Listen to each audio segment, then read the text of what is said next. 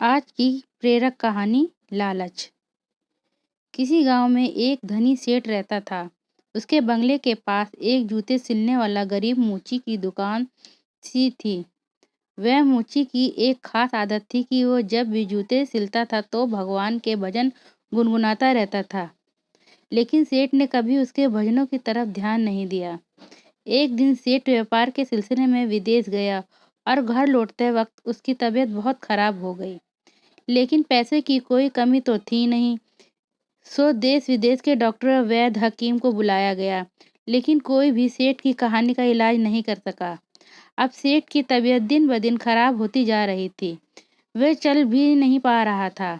एक दिन जब वह घर अपने बिस्तर पर लेटा था, अचानक उसके कान में मूची के भजन गाने की आवाज़ सुनाई दी। आज मूची के भजन कुछ अच्छे लग रहे थे सेठ को। कुछ ही देर में सेठ इतना मंत्रमुग्ध हो गया कि उसे ऐसा लगा जैसे वो साक्षात परमात्मा से मिल रहा हो। मूची के भजन सेठ को उसकी बीमारी से दूर लेते जा रहे थे।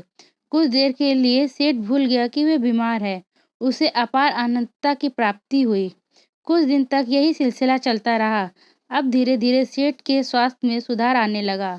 एक दिन उसने मूची को बुलाया और कहा, मेरी बीमारी का इलाज बड़े बड़े डॉक्टर नहीं कर पाए, लेकिन तुम्हारे भजन ने मेरा स्वास्थ्य सुधार दिया।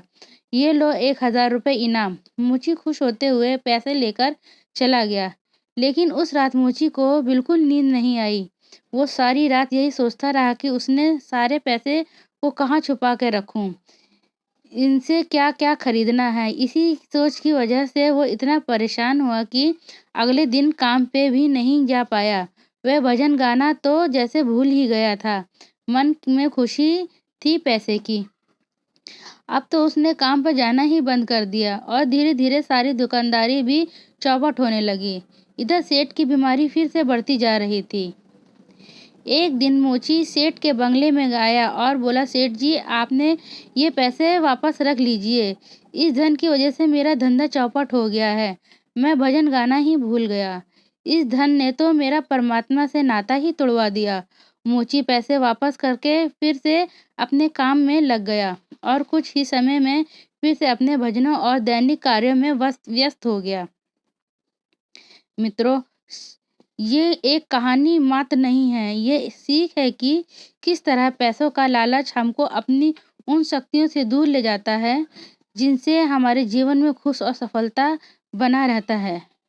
हाँ, अगर आप अपने आए धन को अपने दिमाग में ना घुसने दें, उसे किसी सदकर्म में लगा सकें या कहीं इन्वेस्ट कर दें, पर अपने दिमाग पर हावी ना होने दें, तो फिर उसकी जीवन की गति सुचारू रूप से चलती रहेगी और आप अपने जीवन को एक सही दिशा दे पाएंगे।